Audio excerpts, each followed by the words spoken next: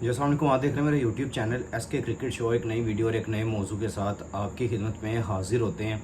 बात करने जा रहे हैं भाई, जो इंग्लैंड और पाकिस्तान के दरमियान सीरीज़ स्टार्ट होने जा रही है मुल्तान में, उस हवाले से विजुअल्स जो नज़र आ रहे हैं उसके ऊपर आपके साथ बात करते हैं, और प्रैक्टिस सेशन जो इंग्लैंड के उसके ऊपर बात करते हैं, और फिर बात करते हैं आगे जाके नसीम शाह के बारे में।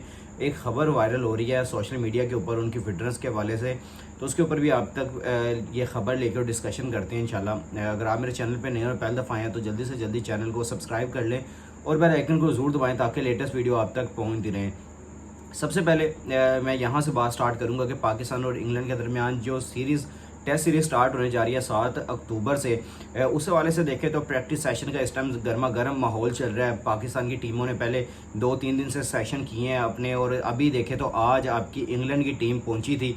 जब मैं ये वीडियो रिकॉर्ड कर रहा हूँ उसी दिन की बात है जब ये आप तक पहुंचेगी, थोड़ा लेट, लेकिन अगर देखें तो जो इंग्लैंड की टीम है उन्होंने अपना पहला प्रैक्टिस सेशन किया, और प्रैक्टिस सेशन करते हुए आपको बेन स्टोक्स, फिर उसके अलावा थ्रू आउट अगर देखें तो उनके जो रूट, उसके अलावा आपको क्रिस वोक्स, यानी कि उनके बड़े बड़े नाम जो प्लेयर्स हैं वो आपको ग्राउंड में प्रैक्टिस करते हुए नजर आए। टीम सुबह पहुंच गई थी दोपहर में, यानी कि सुबह तकरीबन 11-12 बजे के करीब पहुंची थी स्टेडियम में। फिर सारे दिन प्रैक्टिस सेशन करने के बाद शाम को अपने होटल रवाना हुई थी, और अगर देखें तो वहाँ पे जो आपके ब्रेंडन मुकल्लम है वो भी आपको नज़र आए होंगे। और फिर उसके अलावा अगर देखें तो जैक क्रॉली ने प्रेस कॉन्फ्रेंस भी की, उसके ऊपर भी नज़र डालेंगे आगे जाके। और दूसरी तरफ देखें जो प्रैक्टिस सेशन में जिस अंदाज में नज़र आ रहे हैं बेन स्टोक्स को और अपनी टीम को, जिस तरह वो देख रहे थे, फिर बता रहे थे, जिस तरह उनके बॉलर्स बॉलिंग कर रहे थे नेट्स में, फिर उसके अलावा बैटिंग्स में आपके जो रूट बैटिंग करते हुए नजर आए। फिर उसके अलावा अगर देखें जो आपके बड़े बड़े नाम से क्रॉली देख लें, फिर उसके अलावा ओली पॉप देख लें, तो आपके यानी कि बड़े नाम जो वहाँ पे आपको बैटिंग करते हुए नज़र भी आए।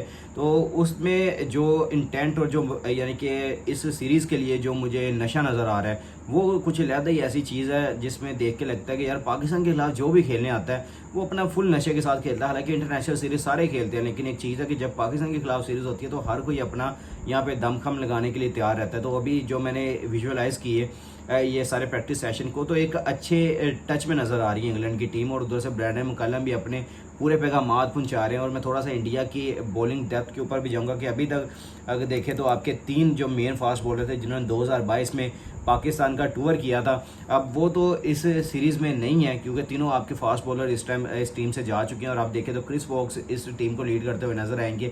अगर दूसरी तरफ देखें तो जेएम एंडरसन तब 2022 का दौरा करने के लिए पाकिस्तान का पहुंचे थे, और 8 विकेटें उन्होंने हासिल की थी उस सीरीज़ में जिसमें पाकिस्तान को वाइट वॉश करके गई थी ये आपकी इंग्लैंड की टीम। अगर देखें तो उनकी एवरेज 18 की थी और इकॉनमी 2.2 की थी। अभी रिटायर्ड हो चुके हैं तो इस सीरीज़ में अवेलेबल नहीं है। और दूसरी तरफ देखें तो मार्क वुड को यहाँ पे देखा गया था जब 2022 का टूर कर रही थी इंग्लैंड की टीम, तब वो भी 8 विकेटों के साथ इस सीरीज़ में यानी कि अच्छे बॉलर नज़र आ रहे थे जिन्होंने 2.7 की इकॉनमी से बॉलिंग की थी और एवरेज 20 की एवरेज के साथ बॉलिंग कर रहे थे। और अगर देखें तो इस टाइम वो इंजर्ड हो गए थे और इस वजह से उनको बाहर किया गया इस सीरीज़ के लिए। फिर उसके अलावा अगर देखें तो आपके ऑली रॉबिन्सन है जिन्होंने 9 विकेट्स हासिल की थी पाकिस्तान के खिलाफ उस 2022 की टेस्ट सीरीज़ में, वो भी इस सीरीज़ में अवेलेबल नहीं है। और उनकी एवरेज देखूँ तो 21 की एवरेज है और इकॉनमी 2.4 की है, तो उनको ड्रॉप किया गया सीरीज़ में। तो आप यहाँ से साबित करें जो उनके मेन फास्ट बॉलर थे जो कि उस सीरीज़ में अवेलेबल थे, इस सीरीज़ में अब क्रिस वोक्स वगैरह आपको पता है कि इस सीरीज़ में नज़र आएंगे क्योंकि ये आपके 2 प्लेयर्स तो आपके एक प्लेयर तो रिटायर्ड हुआ, दूसरा आपका एक इंजर्ड है और तीसरा आपका ड्रॉप्ड है। तो अब एक अच्छे टच में नज़र आएगी जब आप इनके नए और यंग टैलेंट को, और उसके अलावा शुएब बशीर को ख़ास तौर पे मैं देखने के लिए काफ़ी ज़्यादा एक्साइटेड हूँ कि वो पाकिस्तान की पिचों पे किस तरह करते हैं, जिस तरह उन्होंने वहाँ पे इंडिया में धूम मचाई थी। फिर उसके अलावा अगर देखें तो अपने लिए अपने होम ग्राउंड में बड़ी अच्छी परफॉर्मेंसेस, फिर उसके अलावा काउंटी में बड़ी अच्छी परफॉर्मेंसेस देने के बाद जब टीम में आए तो अच्छी परफॉर्मेंसेस दे रहे हैं। तो अब मैं उनको पाकिस्तान के खिलाफ परफॉर्मेंसेस पे देखना चाहता हूँ कि ये क्या पाकिस्तान के खिलाफ किस तरह का स्पेल करते हैं। शुएब बशीर मेरे लिए ख़ास तौर पे तवज्जो का बायस रहेंगे सीरीज़ में। दूसरी तरफ देखें तो फिटनेस के हवाले से मेरे सामने चलें जैक क्रॉली के ऊपर मैं पहले बात कर लूँ।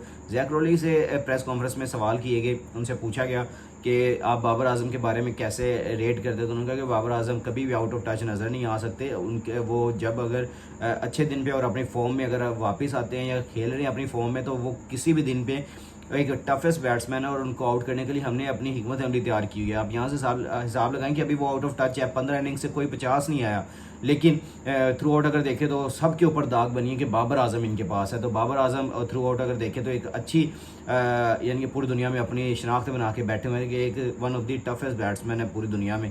तो उनके खिलाफ जो भी टीम आती है सबसे पहले बाबर आजम के खिलाफ हिकमत अमली तैयार करती है और उसके बाद आगे देखें तो थ्रू आउट आपको किसी और प्लेयर्स के ऊपर काम करते हुए नजर आएंगे। पहले बाबर आजम के ऊपर काम करते हैं यहाँ पे आके, तो उनसे पूछा गया, फिर उसके अलावा उनसे यहाँ के आपके टीम माहौल फिर कम्बिनेशन के बारे में पूछा गया, तो उन्होंने थ्रू आउट कहा कि बड़ा अच्छा चल रहा है सब कुछ। ओके, अब चलते हैं नेक्स्ट खबर के ऊपर जो कि मेन खबर है। इस दफ़ा मैं सोशल मीडिया स्क्रॉल कर रहा था और स्क्रॉल करते मेरे सामने एक वीडियो आती है और एक मेरे सामने इमेजेस आती हैं जिसमें मैं देख के परेशान होता हूँ। मेरे सामने आती है नसीम शाह की इमेज। नसीम शाह का थोड़ा पेट वहाँ पे निकला हुआ दिखाई दे रहा है और उनके साथ जैसन गिलेस्पी जो कि पाकिस्तान के टेस्ट स्क्वाड के या टेस्ट टीम के हेड कोच हैं, वो साथ खड़े हैं और बॉल पकड़े हैं वहाँ से नसीम शाह पकड़ के आगे अपनी बॉलिंग की तरफ ऑब्वियसली जा रहे होंगे, प्रैक्टिस सेशन चल रहे हैं पाकिस्तान की। तो उनकी जो तस्वीर वायरल हुई है वो ये हुई है कि भाई उनका पेट निकला हुआ नज़र आ रहा है। लेकिन अब देखें तो फिटनेस के ऊपर बात आ रही है, तो अगर पाकिस्तान की फिटनेस लेवल के ऊपर जाना है तो भाई आप पाकिस्तान की फिटनेस लेवल के ऊपर नहीं जा सकते। यहाँ पे जो आपके रिजवान है, अभी जो खबर मेरे तक पहुँची है, रिजवान इस दफ़ा इस महीने में 3 दफ़ा टेस्ट देने के बाद फेल हो चुके हैं। अब ये अपना हिसाब लेंगे कि रिजवान आपके मेन अटैकिंग बैट्समैन है पाकिस्तान में, यानी कि बाबर आजम के बाद मोहम्मद रिजवान आपके लिए सबसे बड़े एसेट हैं इस टाइम पाकिस्तान टीम के। लेकिन उनकी 3 दफ़ा इस महीने के अंदर अंदर ही उनका 3 दफ़ा टेस्ट लिया जा चुका है, फिटनेस टेस्ट, तो वहाँ पे भी वो फेल हो चुके हैं। ये आपके लिए ब्रेकिंग न्यूज़ होगी क्योंकि रिजवान भी अपनी फिटनेस के ऊपर काम नहीं कर रहे। अगर नसीम शाह है तो नसीम शाह के पास जो इनकी इंजरी आ रही है ना, जो मैं पिछले 1 महीने से वीडियोस कर रहा हूँ कि मैं नसीम शाह की इंजरी के ऊपर परेशान हूँ कि यार अभी वो लड़का यंग है तो वो इतना इंजर्ड क्यों होता है। वो उसको खास तौर पे आप देखिए प्ले ऑफ्स में, जब चैंपियंस कप का प्ले ऑफ चल रहे हैं, आपने नसीम शाह को बाहर बिठा दिया। तो मैं हैरान हो रहा था कि भाई नसीम शाह को बाहर बिठाने का क्या। लेकिन जब खबर आती है मेरे पास कि भाई वो थोड़ा बहुत अंदरों यानी कि लंगड़ा के चल रहे थे जब प्रैक्टिस सेशन चल रहा था, तो इस वजह से उनको बाहर बिठाया गया। तो मुझे फिर समझ आई, वैसे बताया नहीं किसी मैनेजमेंट वाले बंदे ने, ना कोई प्रेस कॉन्फ्रेंस में या कैप्टन ने कोई बात की हो कि नसीम शाह इस वजह से हमने उनको प्ले ऑफ्स में नहीं खिलाया क्योंकि वो इंजर्ड है या वो उनको फिटनेस मसाइल है। तो लेकिन ये बात नहीं करते हैं। वो ये बात करने से पहले कि सोचते हैं कि यार इस तरह की बात निकाली तो नसीम शाह के लिए अगली सीरीज़ मुश्किल हो जाएगी क्योंकि मीडिया पे हाइप बन जाएगी। तो अब उनका जो पेड़ निकल के सामने आ रहा है तो अब इसका जवाब कौन देगा। अब सब ने यहाँ पे फुरकान भट्टी साहब जो बड़े यूट्यूबर हैं बैठ के हमेशा से वो ट्रोलिंग करते हुए नज़र आते हैं, तो वो भी अब नसीम शाह को वो ही तस्वीरें शेयर कर रहे हैं और बता रहे हैं कि भाई ये पाकिस्तान की फिटनेस लेवल है।